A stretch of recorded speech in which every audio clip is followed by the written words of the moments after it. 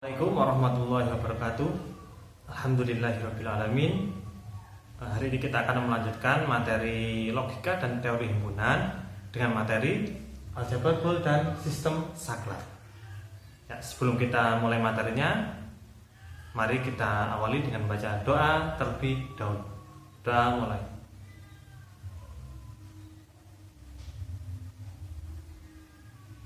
Ya, doa selesai. Ya, gimana kabarnya hari ini? Ya, semoga kalian dalam keadaan yang sehat walafiat. Nah, materi hari ini adalah mengenai aljabar bool dan sistem saklar. Ya, kita nanti akan membahas terlebih dahulu tentang sistem saklar. Ya, bicara mengenai saklar, pasti kita sudah tidak asing lagi dengan benda ini ya. Nah, di rumah ada, di kampus ada, di mana saja insya Allah ada ya, saklar ya. Nah, saklar di sini adalah digunakan untuk menghidupkan atau untuk mematikan suatu benda listrik ya, misalkan adalah lampu, mungkin televisi dan sebagainya yang menggunakan aliran listrik ya. Menggunakan saklar untuk mematikan atau untuk menghidupkan. Sehingga dalam saklar di sini hanya ada dua pilihan, yaitu on atau off, mati atau hidup. Ya, seperti di matematika nanti kita akan membahas sistem saklar, yaitu hanya ada dua kemungkinan, yaitu on atau off, dan disimbolkan dengan angka 0 atau 1 seperti itu ya. Nah, sistem saklar ya, saklar adalah terdiri dari sumber energi listrik ya, misalkan yang menjadi sumber energi adalah baterai gitu ya. Kemudian juga ada keluarannya. Ya, listrik tadi kita gunakan untuk apa? Ya, misalkan adalah untuk lampu, ya, bisa untuk televisi, HP, laptop, dan sebagainya gitu ya. Untuk memanfaatkan aliran listriknya tadi. Kemudian juga ada sejumlah saklar. Ya, di sini saklar adalah untuk menghidupkan atau untuk memutuskan aliran listrik. Ya. Kalau dalam laptop misalnya itu kan ada tombol powernya, yaitu untuk menghidupkan atau mematikan laptopnya. Dan di situ adalah sebagai saklarnya. Nah, kemudian saklar merupakan perlengkapan dari dua keadaan, yaitu ada buka dan tertutup. Ya. Nanti karena hanya ada dua pilihan, buka, tutup, on atau off gitu ya. Buka berarti tidak mengalirkan listrik. Ya, misalkan ada kabel seperti ini. Kalau terbuka, nah itu kan tidak bisa mengalirkan listrik karena istilahnya terpotong atau terputus. Itu namanya adalah buka. Kemudian kalau tutup berarti saklarnya adalah mengalirkan listrik. Nah, karena tutup seperti ini berarti listriknya bisa mengalir. Nah, kemudian saklar juga dapat dihubungkan dengan dua cara, yaitu dengan cara seri atau juga bisa dengan cara paralel. Itu ya. Nah, yang pertama adalah hubungan seri. Ya, lampu akan menyala apabila sistemnya tertutup, yaitu kedua saklarnya tertutup.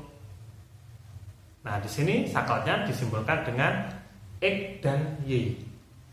Nah, kalau X dan Y-nya adalah sama-sama tertutup, maka lampu bisa menyala.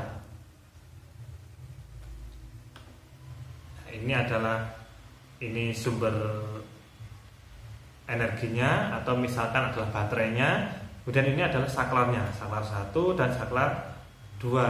Nah, ini kalau semuanya adalah tertutup, maka lampu bisa menyala karena listrik bisa mengalir. Seperti itu ya. Nah, kalau misal salah satu dari ini adalah terbuka, maka lampu tidak bisa menyala karena alirannya adalah aliran seri. Nah, dengan kata lain nanti kalau misal di sini adalah A, ada arus listrik dari A menuju ke B. Nah, ini bisa mengalir kalau saklar X dan Y-nya keduanya adalah tertutup seperti itu. Nah, kalau digambarkan dengan tabel seperti ini ya. Saklarnya X dan Y. Saklar dalam keadaan tertutup apabila kedua saklarnya adalah tertutup. Kalau X-nya tutup, Y-nya tutup, maka sistemnya juga akan tertutup atau bisa mengalirkan arus listrik. Nah, ini adalah yang hubungan seri. Kemudian kalau hubungan paralel, lampu akan menyala apabila sistemnya tertutup, yaitu kedua saklar tertutup atau salah satu dari saklarnya tertutup. Nah, kalau paralel itu misalkan dari dua saklar itu, kalau salah satunya terbuka, nah ini masih tetap bisa mengalirkan listrik. Kalau dua-duanya tertutup, itu juga bisa. Ya, contohkan di sini.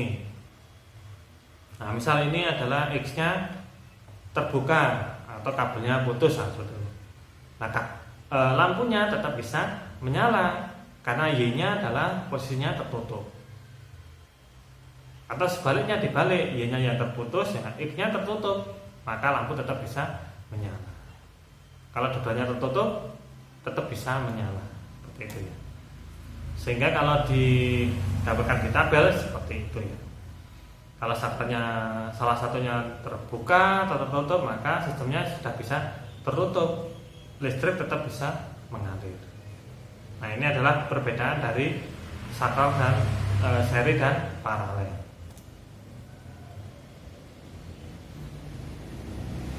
Nah, dalam saklar nanti ada keadaan yang disimbolkan dengan petik atas ya, koma 1 itu, atau bisa juga menjadi saklar yang komplement atau kebalikan dari saklar yang awal.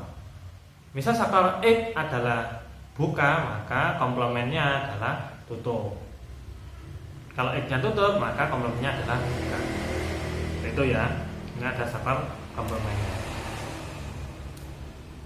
Kemudian nanti untuk selanjutnya akan dipersingkat dalam penulisan ya. Nanti untuk buka adalah disimbolkan dengan 0 karena lampu tidak bisa menyala dan listrik tidak bisa mengalir, maka 0. Kemudian tertutup karena lampu bisa menyala dan listrik bisa mengalir, disimbolkan dengan 1. Kemudian hubungan paralel disimbolkan dengan X plus Y atau dijumlahkan. Kemudian kalau seri adalah X kali Y. X komplement adalah X, di atas itu adalah komplement dari X-nya. Nah, ini adalah simbol-simbol yang akan kita gunakan untuk selanjutnya itu ya.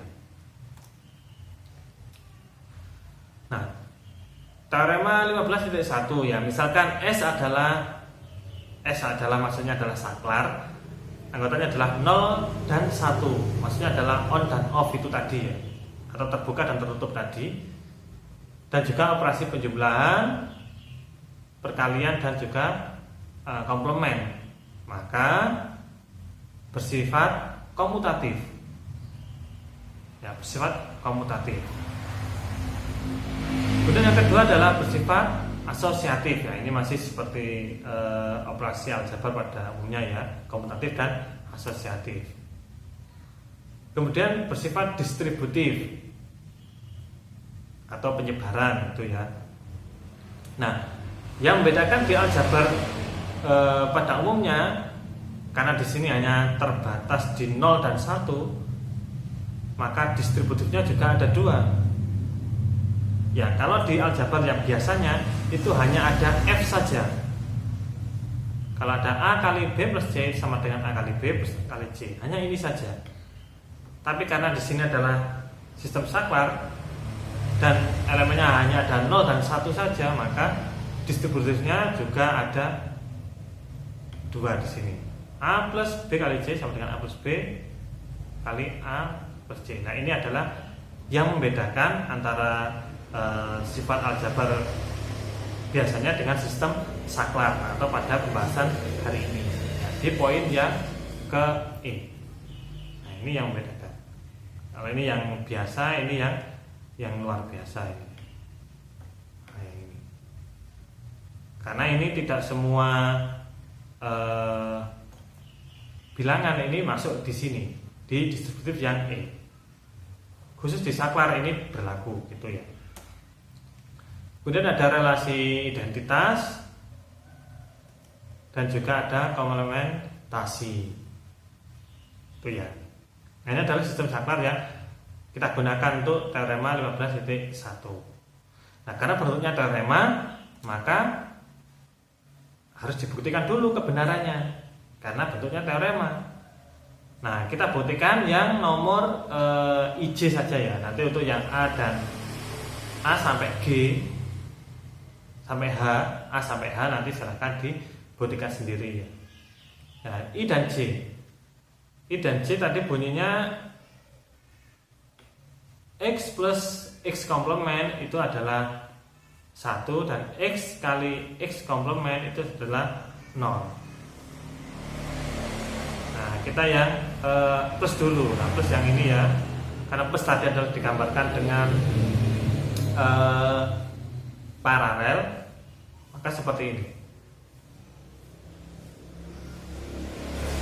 Nah, X plus X komplement pasti bernilai 1 atau pasti bernilai nyala tadi, alirannya bisa mengalir.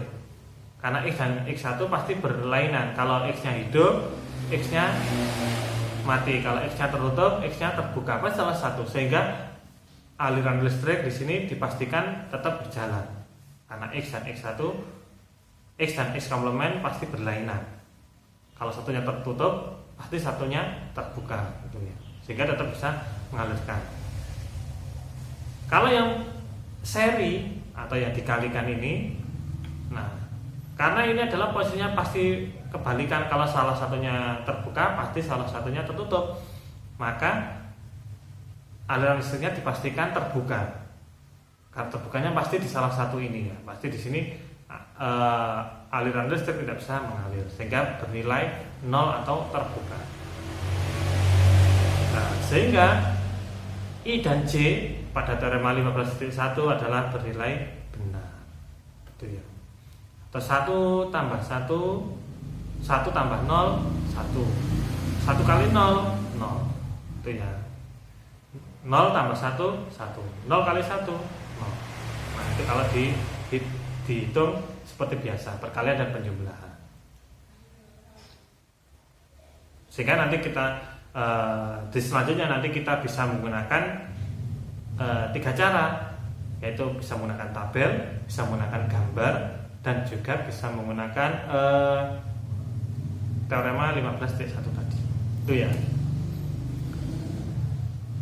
Nah, ini tadi adalah mengenai sistem saklar ya, dan juga penyederhanaannya yang nanti akan kita gunakan di aljabar Boole ini. Nah, sebelum berlanjut ke aljabar Boole, nah di sini saya mempunyai teka-teki seperti itu ya, untuk sebagai pengantar di aljabar Boole-nya. Ya, perhatikan operasi berikut ya. Misal ada 1 dan simbol ini 3 sama dengan 10, 2, 3, 11, 3, 3, 12. Nah, kalau 4, 3 ini berapa isinya?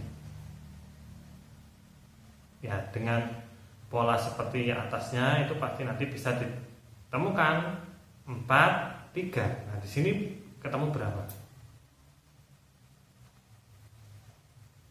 Ya, di sini ketemu 13. Caranya bagaimana? Ya, yang sebelah sini itu dikali 3 atau dikuadratkan. Ya, 3 kuadrat 9 tambah 1 10. 3 kuadrat tambah 2 11. 3 kuadrat tambah 3 12. 3 kuadrat tambah 4 13. Sehingga arti dari simbol ini adalah suku yang kedua itu dikuadratkan. Saya simbolkan X-nya, X dikuadratkan, kemudian ini adalah dijumlah dengan Y-nya. Ini adalah makna dari ini. Jadi istilahnya disederhanakan gitu ya. Kita menebak ini polanya seperti apa. Dan selanjutnya yang kedua ini ya.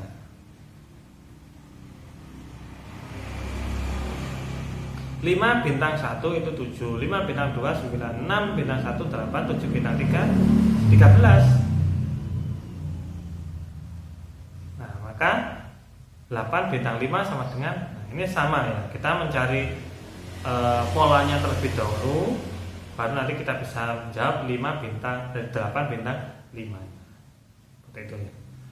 Nah, di aljabar Boole nanti yang akan kita gunakan adalah juga operasi seperti ini, yang mirip ya. Nah, dalam simbol ini nanti kita harus menafsirkan bahwa ini adalah suatu operasi tertentu. Nah, bintang ini maksudnya apa? Nah, nanti ada penjelasannya seperti itu. Jadi adalah bintang adalah suatu operasi yang sudah disederhanakan sehingga untuk penulisannya lebih ringkas gitu ya. Nah, ini pengantar untuk aljabar Boole. Ya, sudah ketemu jawabannya 8 bintang 5. Ya. Ya, aljabar Boole ya. Ya, membacanya pelan-pelan karena ini yang paling krusial itu ya. Ya, definisi 15.1. Misalkan B adalah himpunan dari simbol ini dan merupakan operasi biner pada B. Ya, operasi biner itu maksudnya adalah nanti hasilnya adalah termasuk anggota bilangan B lagi, hasil dari operasinya tadi, dan ada komplemennya, yaitu komplemen dari B. 0 adalah elemen nolnya dan 1 elemen kesatuan. Nah, di sini nanti untuk elemen 0 dan elemen satuannya nanti tergantung dengan permasalahannya. Berarti tidak selalu bernilai 0 dan juga 1, tapi termasuk elemen 0 dan elemen satuan. Itu ya. Di B dengan 0 tidak sama dengan 1. Pasti ya 0 tidak bersama dengan 1. Kemudian pasangan himpunan B, operasi ini, operasi kedua, komplemen elemen 0 dan elemen satuannya disebut aljabar Boole jika memenuhi semua sifat. Ya, harus memenuhi semua sifat yang dari A sampai J. Ya, yang ini adalah sifat komutatif, kemudian ini adalah asosiatif, distributif, identitas, dan komplementasi. Nah, kalau memenuhi ke 10 sifat ini maka dinamakan aljabar Boole. Itu ya. Nah, kita masuk ke contoh ya biar mudah. Ya, misalkan B-nya adalah kita tentukan 1, 3, 5, 15 ya. Ini adalah dari faktornya 15 ya. 1, 3, 5, 15. Dan untuk setiap A, B anggota B ya. A, B-nya anggota B berarti nanti bisa 1, 3, 5, dan 15. Kemudian operasi ini ya kita membaca penjumlahan gitu saja ya. Operasi jumlahnya adalah KPK dari A, B. Nah, ini adalah operasinya. Kemudian bintang ini adalah FPB dari AB. Nah, ini untuk contohnya ya, untuk membuktikan apakah B-nya ini adalah aljabar Boole atau tidak. Kemudian A komplemennya adalah 15 bagi A. Ya, komplemen dari A-nya adalah 15 bagi A. Kemudian 1 adalah elemen nolnya dan juga 15 adalah elemen satuannya. Atau 1 dari sini yang depan. Nah, yang ini adalah yang belakang. Ini elemen nolnya dan ini elemen satuannya, 1 dan 15. Kemudian buktikan bahwa B penjumlahan, kemudian bintang, komplemen 1, 15 adalah aljabar Boole. Nah, kita buktikan apakah termasuk aljabar Boole apa tidak himpunan B tadi. Nah, kemudian kita cari komplemennya terlebih dahulu, B komplemen. Nah, ini dari A, misal A-nya adalah 1, ini 3, 5, 15 gitu ya. Sehingga komplemennya adalah 15 dari mana? Ya, A komplemen dari 15 dibagi 1. 15 bagi 1, 15. 15 bagi 3, 5. 15 bagi 5, 3. 15 bagi 15, 1. Nanti A komplemennya adalah 15, 5, 3, 1 atau dibalik saja urutannya gitu ya. Dan A komplemen adalah anggota dari himpunan B. Ya, 1, 3, 5, 15. Berarti A komplemennya sudah terpenuhi. Kemudian ini adalah untuk KPK-nya tadi, dan ini adalah untuk FPB. Nah, ini untuk A-nya, A yang mendatar, B-nya untuk yang menurun ini ya. Nah, kemudian karena tadi penjumlahan adalah untuk menyebutkan KPK, maka kita lihat KPK dari 1 dan 1 adalah 1. KPK 3 dan 3 adalah 3. Ini ya, maksudnya gini. KPK dari 5 dan 3 adalah ini ya, KPK-nya ini. Dan semuanya sampai tabelnya terpenuhi gitu ya. Nah, setelah terpenuhi maka kita lihat semua elemen yang ada di tabel ini itu adalah anggota dari anggota dari himpunan B. Nah, ada 1, ada 3, ada 5, 15. Nah, sehingga operasi penjumlahannya sudah terpenuhi karena termasuk operasi biner ya, seperti ini ya. Dari himpunan B hasilnya juga himpunan B gitu ya. Kemudian perkaliannya, bintangnya atau FPB nah juga sama. Misal kita mencari FPB dari 5 dan 3. Nah, FPB-nya adalah 1. Nah, kemudian ini adalah dipenuhi. Nah, juga sama. Ternyata hasilnya atau bilangannya atau elemennya itu adalah anggota dari himpunan B. Elemennya itu ya. Ada 1, ada 3, ada 5, ada 15. Nah, ini adalah tabel untuk membantu kita membuktikan. Nah, kemudian untuk membuktikan aljabar full, maka kita harus memenuhi ke-10 kriteria tadi. Ya, di sini kita hanya membahas 4 saja ya. Yaitu dari poin A, E, H, dan I. Untuk A-nya A plus B ini sama dengan KPK dari AB, pasti juga sama dengan KPK dari BA, sehingga BA. Berarti komutatifnya sudah terpenuhi. Nah, untuk FPB-nya silakan dicari ya, tapi pasti juga akan terbukti komutatif. Kemudian ini adalah untuk distributifnya, ya ini mungkin agak ruwet gitu ya. Nah, nanti untuk membuktikannya untuk lebih mudah, ya bisa dicoba dengan langsung ini dimasukkan dengan angka yang termasuk dalam elemen himpunan B tadi. Nah, ini dimasukkan nanti ketemu berapa. Kemudian ini juga dimasukkan angkanya ketemu berapa. Nah, nanti pasti jawabannya adalah sama. Ya, kalau sama berarti distributifnya adalah terpenuhi. Kemudian ini adalah relasi identitasnya. A beta 1 adalah FPB tadi ya. Berarti FPB dari A15 adalah A itu sendiri. Ya, misal A-nya 1 berarti 1. Kalau A-nya 3 berarti ini juga 3. Kalau 5 juga 5. Nah, berarti identitasnya terpenuhi. Kemudian ini adalah untuk komplementasinya.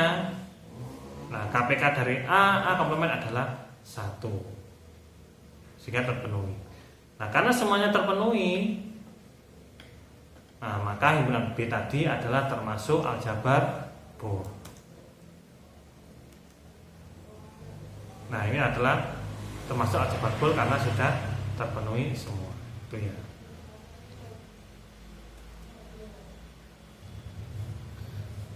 Nah, misal nanti ketika membuktikan hanya pada pembuktian satu saja yang tidak terbukti, Berarti sudah, yang lain tidak perlu dilanjutkan lagi, langsung dipastikan bahwa itu bukan aljabar Boole. Tapi kalau A terbukti, kemudian lanjut B terbukti, C terbukti, terus sampai J terbukti, maka bisa dikatakan himpunan tadi adalah aljabar Boole. Itu ya. Ya, nanti selanjutnya adalah aljabar Boole-nya menggunakan dua himpunan saja, ya seperti saklar tadi, yaitu 0 dan 1 gitu ya. Nah, pada aljabar Boole ini juga ada fungsi Boole-nya. Nah, fungsi Boole adalah sebuah fungsi dari S cross S, atau kalau kemarin itu adalah hasil kali kartesiusnya dari S cross S ke S, ya ini ya, S cross S ke S. Nah, misal, nah ini langsung ke contoh saja ya untuk fungsinya biar mudah menangkapnya. S-nya adalah 0 sampai 1, 0 dan 1, kemudian S cross S. Nah, kalau yang di-crosskan ini hanya ada 2 S cross S, berarti ada 2 saklar. Yang saya sebutkan saklar X dan Y. Kalau misal di sini nanti ada S cross S cross S, nah, ada 3, berarti nanti saklarnya ada 3. Misal X, Y, Z, itu ya. Berarti cross ini adalah menunjukkan banyaknya saklarnya. Nah, kalau di sini ada 2, berarti kita masukkan di sini. Masukkan X-nya, masukkan Y-nya. Nah, kemudian nilai FY ini dari mana? Nah, nilai FY ini di sini adalah diketahui. Berarti kita tidak mencari. Kalau kita mencari berarti kita membuktikan dulu bahwa itu adalah aljabar Boole dulu. Nah, tapi di sini adalah sistemnya adalah nanti hasil F(x)-nya itu adalah sudah diketahui. Berarti kita tidak perlu membuktikan itu aljabar Boole apa tidak, itu ya. Langsung bisa dipakai. Nah, kemudian dari tabel ini, nah, fungsinya adalah S cross S ke S. Nah, ini adalah hasilnya 00, saklar 00 sama dengan 0. Nah, ini dari sini ya, saklar 00 sama dengan 0. Nah, dan seterusnya sampai selesai. Oh, ini 1 ya harusnya ya. Ini 1, ini juga 1 ya, ada yang terlewat. Nah, untuk mencari fungsinya, nah kita lihat pada kolom terakhir atau kolom paling kanan yang nilainya adalah 1. Nah, kolom terakhir yang nilainya adalah 1. Nah, di sini ada ini baris pertama dan baris ketiga. Nah, ini adalah yang akan kita buat menjadi fungsinya. Nah, sehingga untuk baris pertama adalah karena ini adalah bernilai 1 dan 1, maka XY karena bernilai 1. Kemudian baris ketiga, nah ini karena X-nya adalah 0, maka adalah X komplemennya. Jadi ini tetap Y ditambahkan X komplement kali Y. Nah, ini adalah fungsi Boole-nya. Ya, fungsi Boole pertama adalah dilihat kolom yang angkanya 1. Nah, ini ya. Kemudian untuk variabelnya, nah kita lihat di sini. Kalau bernilai 1 berarti X, kalau bernilai 0 berarti X komplement. Misal kalau di sini adalah 1 adalah Y, berarti kalau 0 adalah Y komplement. Nah, ini adalah fungsi Boole-nya. Itu ya. Nah, selain fungsi Boole, di sini juga nanti ada yang namanya ekspresi Boole ya. Ekspresi Boole di sini adalah dalam variabel x1, x2 sampai dengan xn adalah kombinasi dari variabel yang ditentukan dengan aturan setiap variabel x merupakan ekspresi Boole. Dan jika e dan f adalah ekspresi Boole, maka e plus f dan ef juga ekspresi Boole. Nah, ekspresi Boole di sini adalah contohnya seperti ini ya. Nah, ini ekspresi bool X, Y aksen plus Z, nah sampai ke F ini. Nah, ini adalah contoh dari ekspresi bool. Nah, hubungan antara fungsi bool dan ekspresi bool di sini adalah mempunyai keterkaitan. Nah, misal kalau ekspresinya adalah ini xy plus x aksen y. Nah, ini adalah juga termasuk fungsinya tadi. Berarti antara fungsi bool dan ekspresi bool adalah sama, bentuknya sama. Ini tadi kan juga termasuk fungsi bool dan juga bisa termasuk ekspresi bool, itu ya. Nah, apakah masih ada ekspresi yang mungkin? Ya masih ada. Ya misal tabel tadi yang kolom paling kanan kita ubah nolnya menjadi 1, itu kan menjadi fungsi yang lain, sehingga fungsi lain mengakibatkan ekspresi bool yang lain juga. Nanti masih ada kombinasi-kombinasi yang lainnya. Nah, kemudian contoh yang ini ya, misal ekspresi ini adalah ekspresi bool, sehingga ini juga termasuk fungsi bool karena ada sampai Z, berarti crossnya ada 3. Nah, ini ada 3 S ya, S cross S cross S, ada X, Y, Z nya. Apakah masih ada ekspresi yang mungkin dibentuk? Ya pasti masih ada yang mungkin ya, karena masih ada banyak sekali crossnya seperti itu. Nah, karena dapat dibentuk ekspresi bool yang lain, karena yang lain masih banyak sekali yang bisa dibentuk, maka selanjutnya akan ditentukan ekspresi bool yang paling sederhana. Karena nanti ekspresinya adalah mungkin cukup panjang gitu ya persamaannya, jadi nanti perlu disederhanakan menjadi ekspresi bool yang paling sederhana. Itu ya. Nah, di materi bagian ini adalah intinya antara fungsi bool dan ekspresi bool adalah strukturnya atau bentuknya adalah sama, seperti itu ya. Nah, langkah-langkah untuk mendapatkan ekspresi bool yang dihubungkan dengan fungsi bool yaitu dengan ditunjukkan dalam tabel. Nah, ini langkah-langkah untuk mendapatkan ekspresi boolnya ya. Tadi kan sudah ya. Kemudian untuk paling kanan atau terakhir adalah memuat angka 1. Nah, ini yang pertama. Dari tabel, nah itu yang paling kanan kita lihat mana yang menunjukkan angka 1 gitu ya. Kemudian kalau sudah, kemudian tulis X bila muncul angka 1. Nah, ini adalah sudah per kolomnya. Kalau X angka 1, kalau tulis X aksen kalau yang muncul adalah angka 0. Tadi ya. Kalau yang di baris pas angka 1 ini angka 1 di X-nya berarti ditulis X. Kalau pas munculnya adalah 0 maka ditulis X aksen. Ya, ulangi langkah 2 pada variabel berikutnya. Ini tadi kan masih variabel X, untuk variabel Y, Z dan seterusnya juga sama. Kalau angka 1 berarti Y, kalau angka 0 berarti Y aksen. Itu ya. Kemudian kalikan langkah kedua dan 3 ya, karena tadi adalah terletak pada satu baris yang berangka 1, maka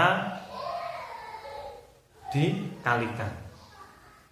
Gitu ya, karena tadi satu baris yang angka 1 tadi kemudian dikalikan. Dan ulangi langkah 1 sampai 4 pada kolom paling kanan yang muat angka 1 lagi. Ya, misal kalau masih ada kolom paling kanan yang nilainya juga 1, maka kita buat lagi yang nomor, kita ulangi lagi nomor 1 sampai 4-nya itu ya. Dan hasilnya nanti akan kita tambahkan. Berarti antar baris, nah itu nanti hasilnya adalah ditambahkan.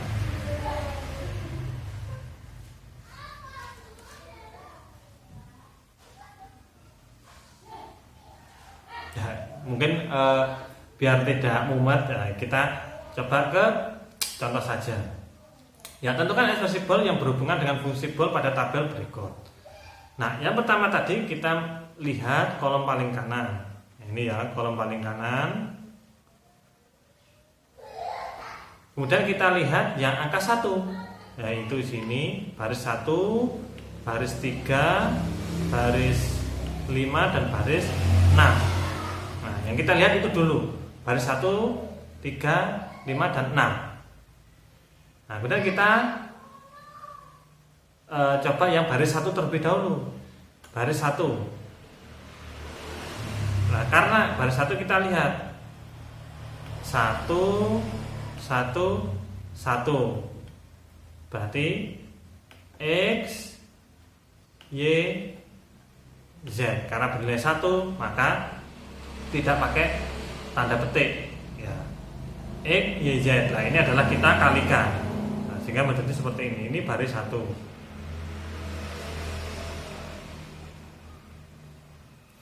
Kemudian baris ketiga. Nah, karena bernilai 1 berarti ini X. Nah, karena yang bernilai 0 maka ini adalah Y aksen. Ya, karena 0 berarti Y aksen. Ini bernilai 1 maka Z. Nah, sehingga menjadi X, Y aksen, Z. Nah, baris kelima. Nah, karena bernilai 0 adalah X aksen, ini Y, ini Z karena angkanya 1. Berarti baris kelima X aksen, Y, Z. Nah, baris keenam X aksen karena bernilai 0, Y, ini adalah Z aksen. Nah, ini ya.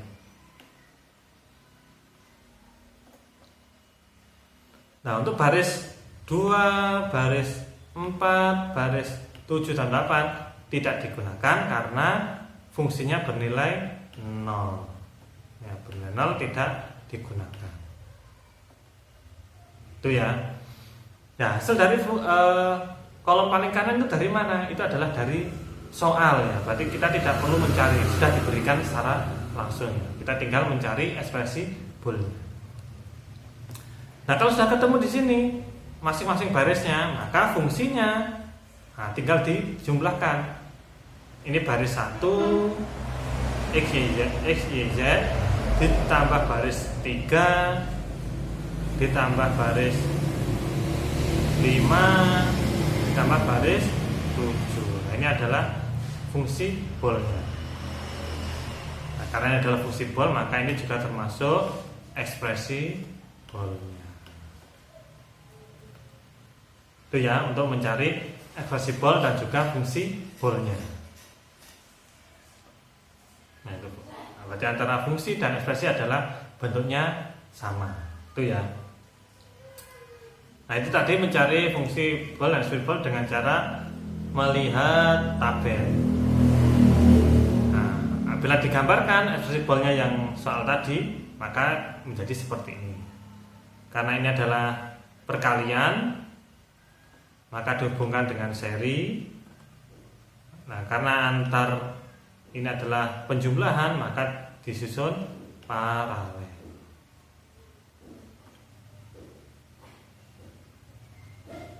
Saklarnya dalam mandat ini X, Y, Z, X, Y, Z, X, Y aksen Z, X, Y aksen Z, X aksen Y, Z, X aksen Y, Z, kemudian X aksen Y, Z, X aksen Y, Z aksen. Itu ya, ini kalau digambarkan dengan aliran listrik atau saklarnya tadi. Nah,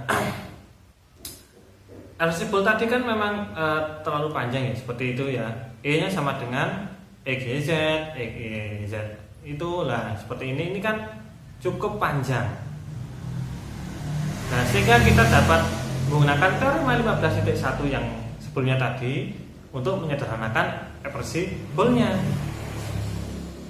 Nah, sehingga ketika di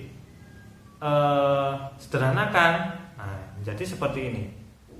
Ya, langkah 1 ke langkah 2 adalah ada distributif.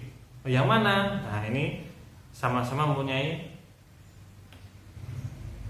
ini Y, ini Y aksen, ini ada X, Z. Nah, Y aksen, nah ini juga sama. Kemudian ini adalah komplementasi, karena Y plus Y aksen menjadi 1, Z plus Y aksen menjadi 1. Nah, kemudian XZ kali 1, nah ini menggunakan relasi identitas menjadi XZ plus X. Nah, ini adalah bentuk yang lebih sederhana dari bentuk yang asal tadi. Nah, dari segi panjangnya sudah beda, ya lebih pendek. Sehingga dari sini, karena dari penyederhanaan ini, maka ada definisi yang keempat, yaitu dua ekspresi bool E dan F dikatakan ekuivalen jika E dan F-nya adalah mempresentasikan fungsi bool yang sama atau didefinisikan dengan E sama dengan F, ya, karena mempresentasikan fungsi yang sama atau bernilai sama dengan, maka E dan F dikatakan ekuivalen. Nah, sehingga ini adalah ekuivalen dengan ini. Itu ya. Awalnya menjadi panjang menjadi agak sederhana, seperti itu. Nah, untuk menyederhanakannya bisa menggunakan teorema 15.1 tadi. Nah, kemudian untuk menyederhanakannya juga kita bisa menggunakan tabel untuk membuktikannya. Untuk mengetahui ekspresi itu ekuivalen atau tidak, nah kita bisa menggunakan teorema 15.1 seperti tadi, atau juga bisa menggunakan tabel. Nah, menggunakan tabel ini kalau kita tidak bisa menggunakan teorema 15.1 atau fungsinya cukup pendek, gitu ya. Contohnya nomor 1. Nah, nomor 1 di sini tadi, nah ini sudah kita buktikan dan sudah terbukti bernilai sama. Nah, yaitu kita menggunakan teorema 15.1 tadi ya. Nah, kemudian kalau bentuknya hanya seperti ini, nah ya nomor 2. Nah, ini kalau kita menggunakan teorema 15.1 kan tidak bisa ya, maka kita bisa menggunakan cara tabel. Jadi seperti ini ya. Ini X, Y plus Z, ini yang E, dan XY plus XZ ini yang bawah. Dan ternyata hasilnya adalah sama. Nah, ini adalah sama. Sehingga E dan F yang nomor 2 adalah ekuivalen. Nah, itu adalah cara yang bisa kita gunakan. Tabel bisa, atau juga bisa teorema 15.1.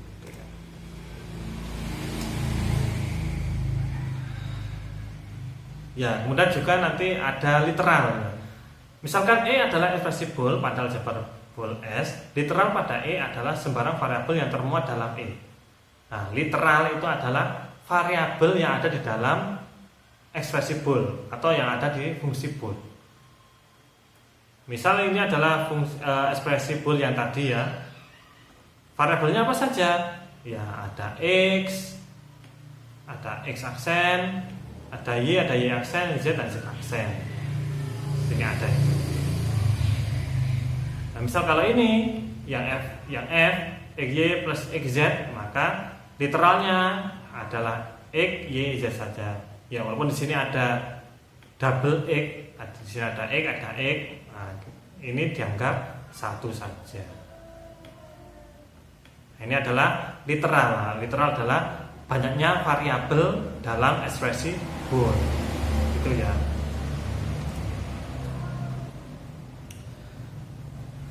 Nah, tadi dalam menyederhanakan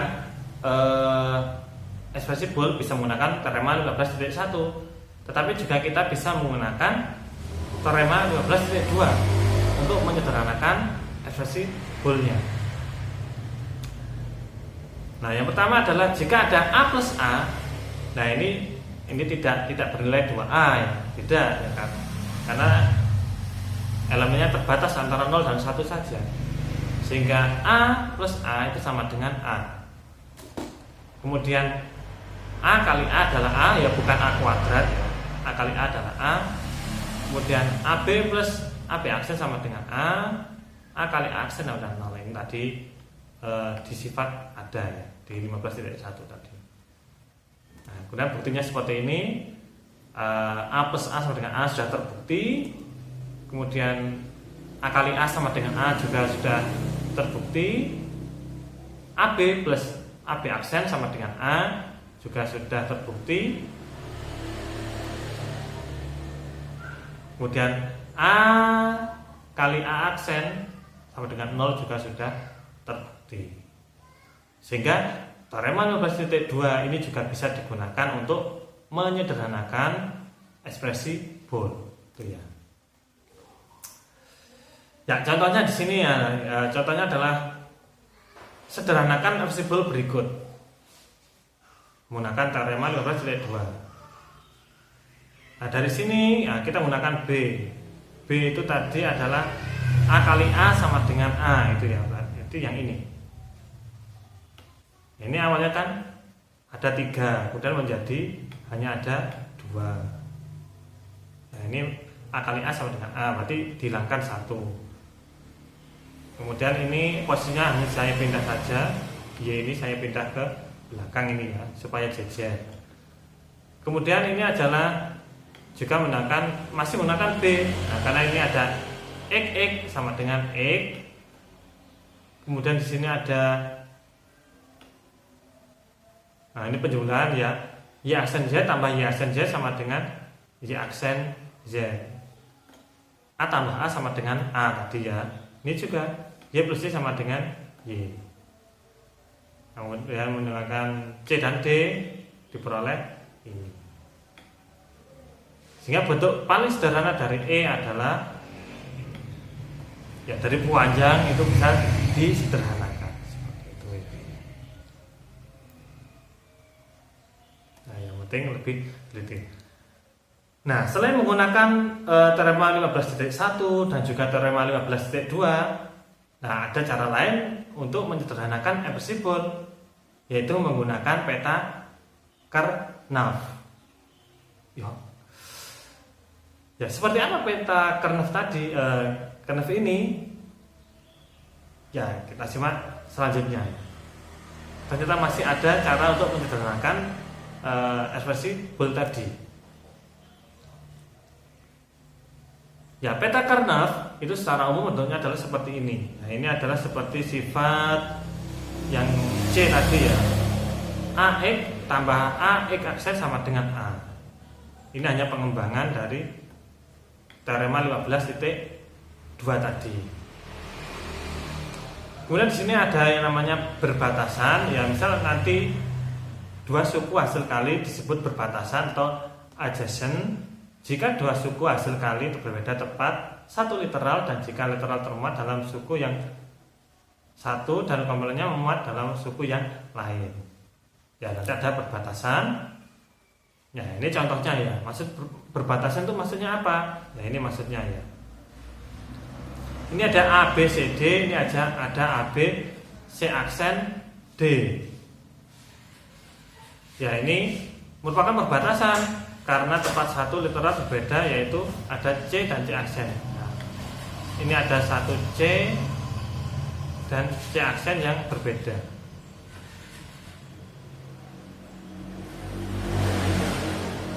Nah, kemudian untuk yang B di sini adalah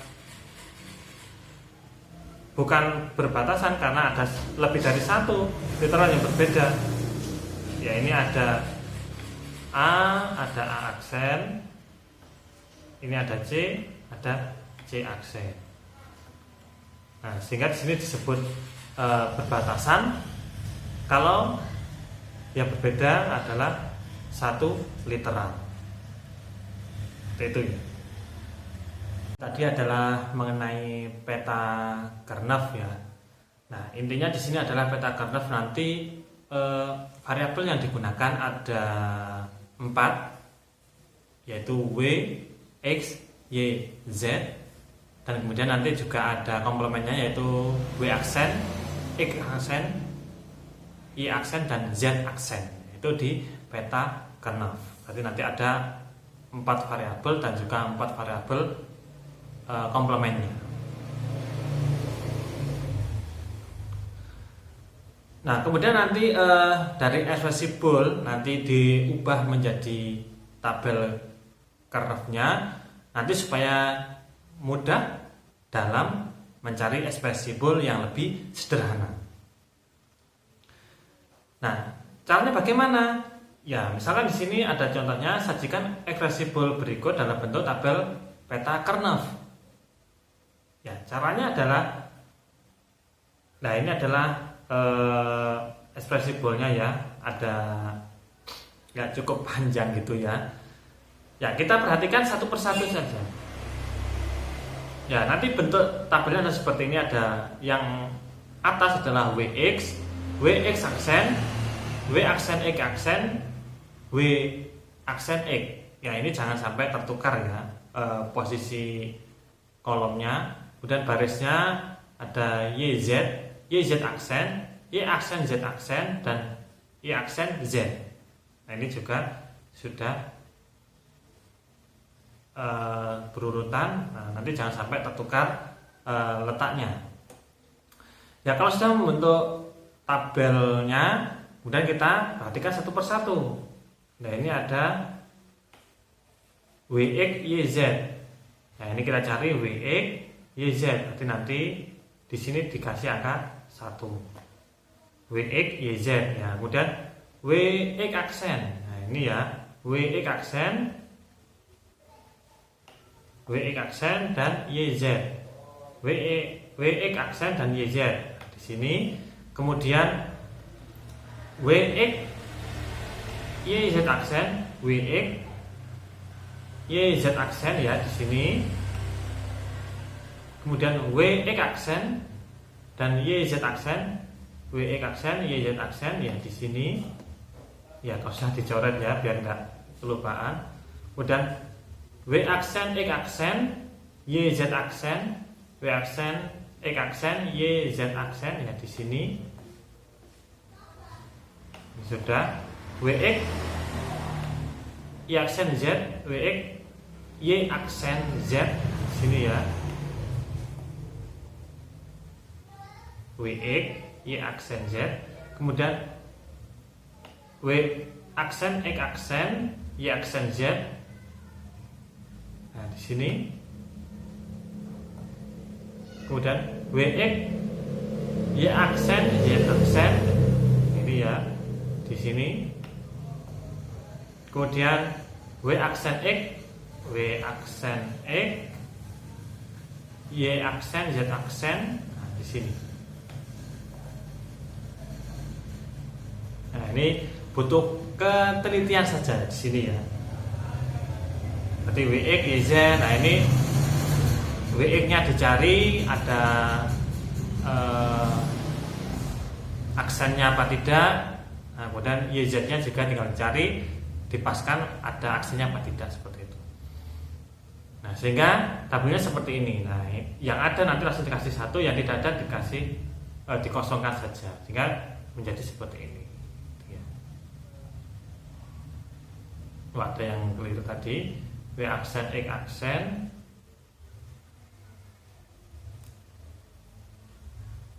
W aksen X.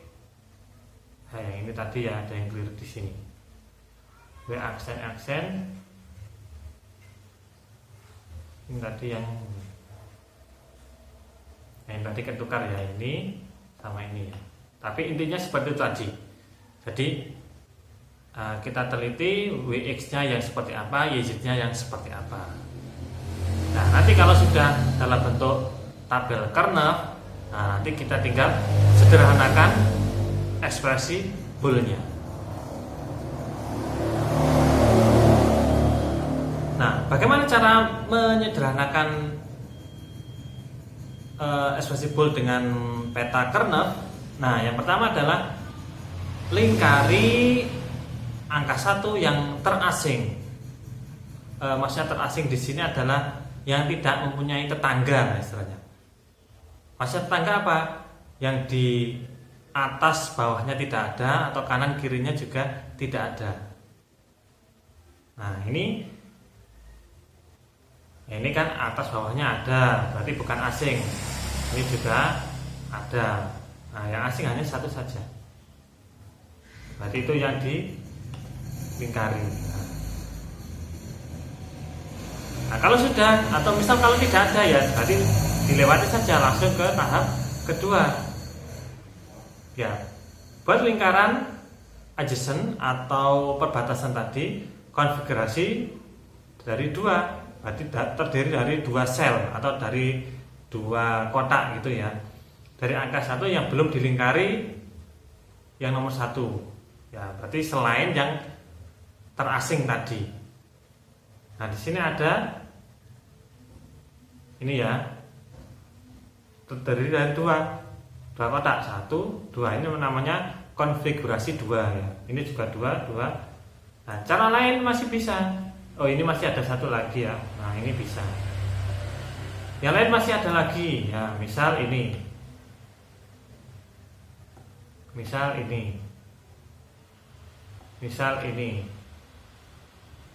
Nah, masih ada cara lagi bisa melingkari konfigurasi 2. Ya, bisa atas atau bawahnya, atau bisa kanan atau kirinya. Seperti itu ya. Nah, selain itu, selain atas, bawah, kanan, kiri juga bisa seperti ini. Nah, misal ini ya, mau kita lingkari. Nah, ini seperti ini, seret. Nah, dengan ini. Nah, itu juga bisa. Nah, itu masih dianggap tetangga karena ini nanti terusannya juga ke sini. Nah, itu ya. Nah, itu juga bisa dilingkari. Ini juga bisa dilingkari. Ya, walaupun dalam peta ini letaknya tidak berdekatan, tapi bisa dilingkari. Ya, tapi kalau mengalami kesulitan, ya cari yang dalam seperti ini saja. Nah, kalau sudah yang konfigurasi 2 sudah selesai, langkah ke selanjutnya buat lingkaran adjacent konfigurasi 4. Nah, berarti cari yang 4. Nah, 4 yang mana saja?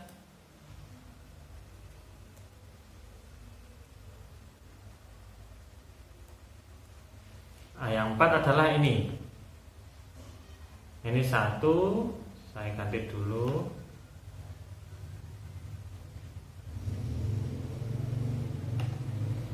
Ini ya. 1, 2, 3, 4.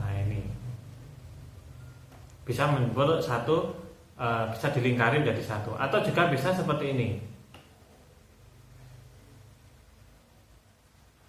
Nah, yang penting adalah 4 kotak itu ya. Nah, kita tidak boleh seperti ini. Nah, misalkan kita menyilang seperti ini. Nah ini nggak boleh. Ya, yang boleh adalah yang penting tidak menyilang ya. Seperti ini, vertikal boleh, dan seperti ini langsung berkumpul 4 kotak juga boleh. Misal horizontal, misal ada 4 di sini juga boleh gitu ya. Nah, ini yang konfigurasi 4. Nah, misal konfigurasi 4 sudah. Nah, sekarang kita melihat yang konfigurasi 8. Ya, misalkan di sini ada 8 kotak yang ada angkanya 1 lah, bisa kita lingkari menjadi 1. Nah, kalau langkah yang kelima, konfigurasi sebesar mungkin ya. Sebesar mungkin di sini adalah dari kelipatan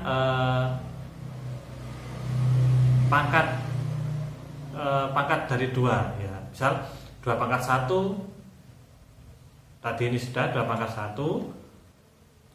Kemudian 2 pangkat 2, 4, 2 pangkat 3, 8, berarti 2 pangkat 4, yaitu 16. Berarti kalau 16 berarti semuanya dilingkari gitu ya. Nah, ini misal konfigurasi yang lebih besar lagi, berarti semua ada angka 1-nya. Tapi kalau di sini kan tidak ada. Nah, kalau sudah semuanya terlingkari, nah, nanti kita tinggal membentuk expressible yang lebih sederhana. Itu ya. Nah, contohnya adalah tentukan expressible yang ditunjukkan dalam tabel di samping, kemudian sederhanakan expressible tersebut menggunakan peta Karnaugh ya. Tadi ini sudah kita lingkari. Nah, caranya bagaimana? Ya, caranya adalah untuk membuat yang sederhana, ya kita ambil dulu yang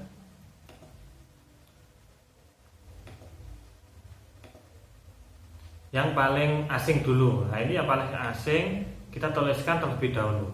Nah, karena nggak mungkin kita sederhanakan karena sendiri. Nah, kemudian yang terdiri dari dua kotak seperti ini. Nah, kalau terdiri dari dua kotak, nanti variabelnya adalah 3 variabel. Kenapa 3 variabel? Ya karena di sini kan Wx, W aksen X dan YZ aksen. W aksen X, W aksen X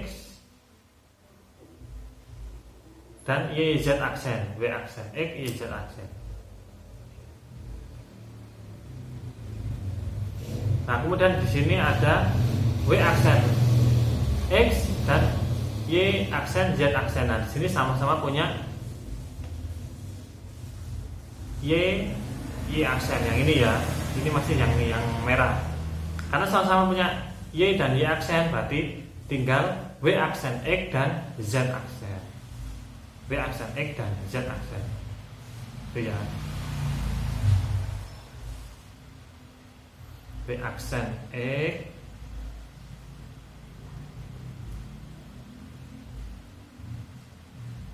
ini ya. Nah, ini dan sebentar, ini tadi ada yang keliru ya. Ini sebenarnya nggak pakai aksen ya. Nah, ini ya sama ini. Jadi ini sama ujung kalau disederhanakan menjadi W aksen X, Z aksen, karena sama-sama, karena yang satunya punya Y, satunya punya Y aksen, itu bisa dihilangkan. Itu kalau dua kotak itu menjadi 3 variabel.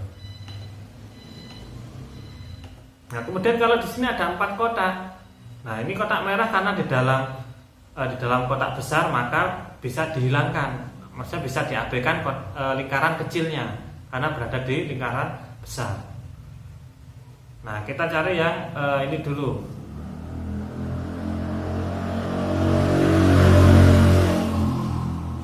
Yang ini dulu ya, yang hijau tua dulu.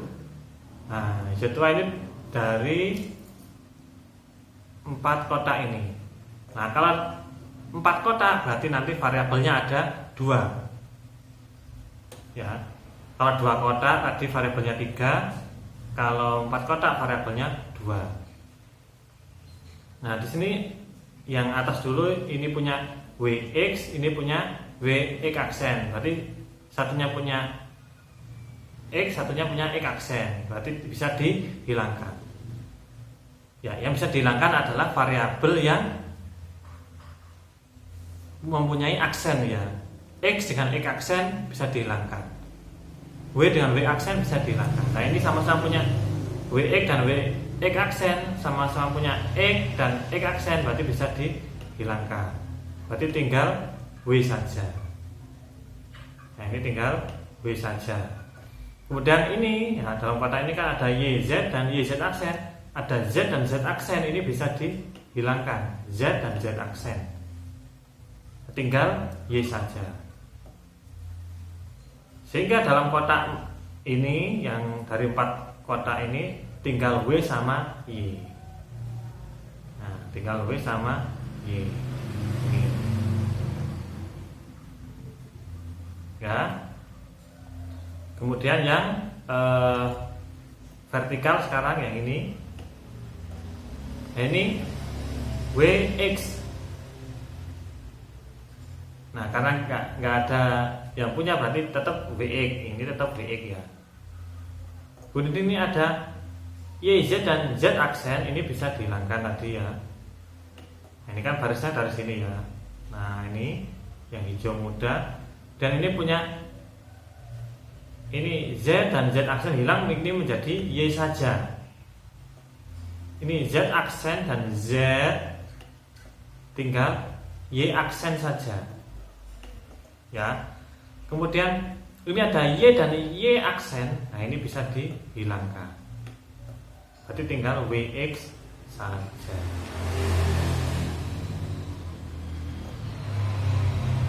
Nah, sehingga ekspresi yang lebih sederhana dari E ini adalah ya dari 1, 2, 3, 4, 5, 6, 7, 8, 9 dari penjumlahan 9 ini tinggal 4 saja.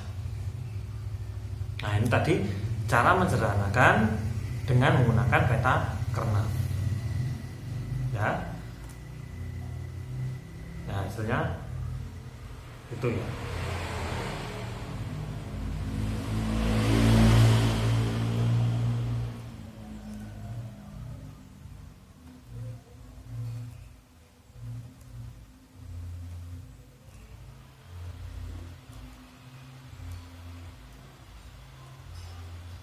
Nah, selanjutnya di sini ada contoh juga. Nah, sederhanakan ekspresi bool tersebut menggunakan peta kernel. Ya, ini adalah sudah saya lingkari.